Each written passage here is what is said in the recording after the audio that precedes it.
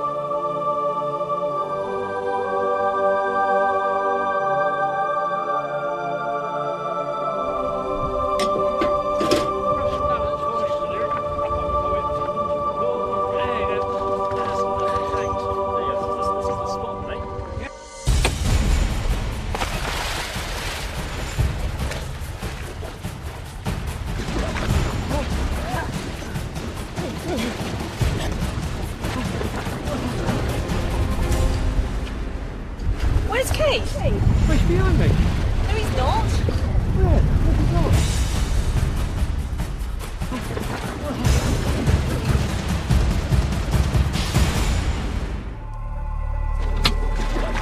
Mayday, Mayday, this is Bobbit 4, Bobbit 4, Bobbit 4, 230-74508. Mayday, Bobbit 4. My position is 4 miles east of St Thomas's Head.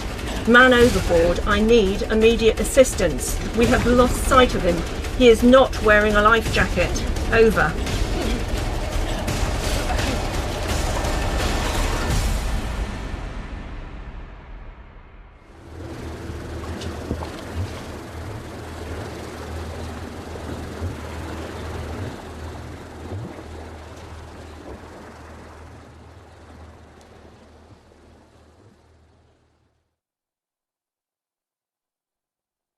One of the very real dangers when you're at sea is the possibility of going overboard.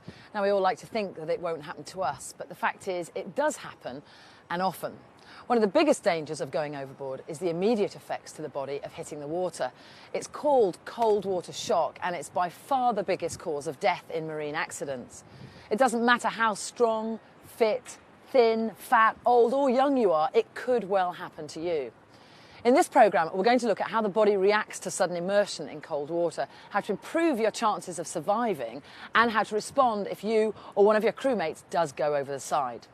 If you've never fallen overboard before, then it's hard to imagine the effects that cold water has on the body, so that's what we're going to look at first. We're here on HMS Belfast, now permanently moored on the Thames. With me is Mike Tipton. He is a world expert on cold water survival and the effects of cold water on the human body. Mike oversaw an experiment for us at the University of Portsmouth, which will help demonstrate what happens to your body when you go overboard. The Royal Marines lent us this chap for the day. He's called Luke, and as you can see, he's as fit as a flea. During his 6 years in the Marines, Luke has spent time in the Arctic and has done this exercise twice. So if anyone has experience of operating in cold water, it's him. Mike and his team covered Luke in sensors, dressed him in waterproofs and then immersed him in this tank of cold water.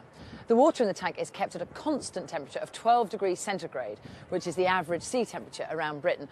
Mike, what exactly happens to the body as soon as it's immersed in water of this temperature? Well, the cold water very quickly makes the skin temperature drop, and you get some dramatic responses. Your heart rate shoots up, blood pressure shoots up, but most important of all, you lose control of your breathing.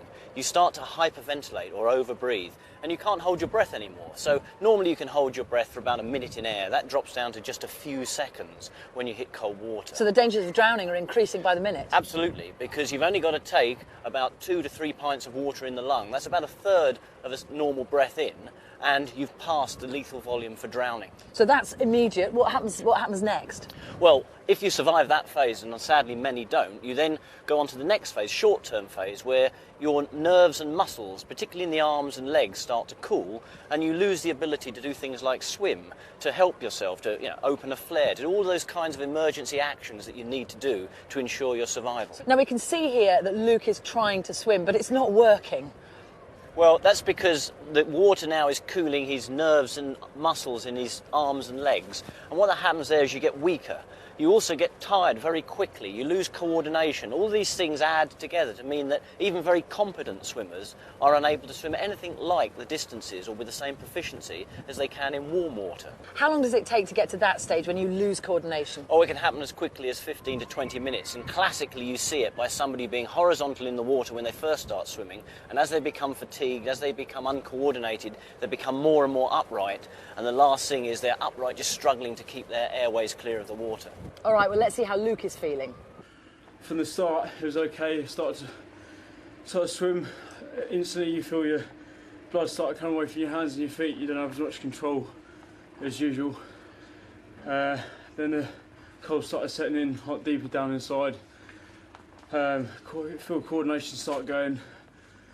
Your lips, jaw start getting jaw ache along here. Eyes become quite dreary. Your blinks become longer.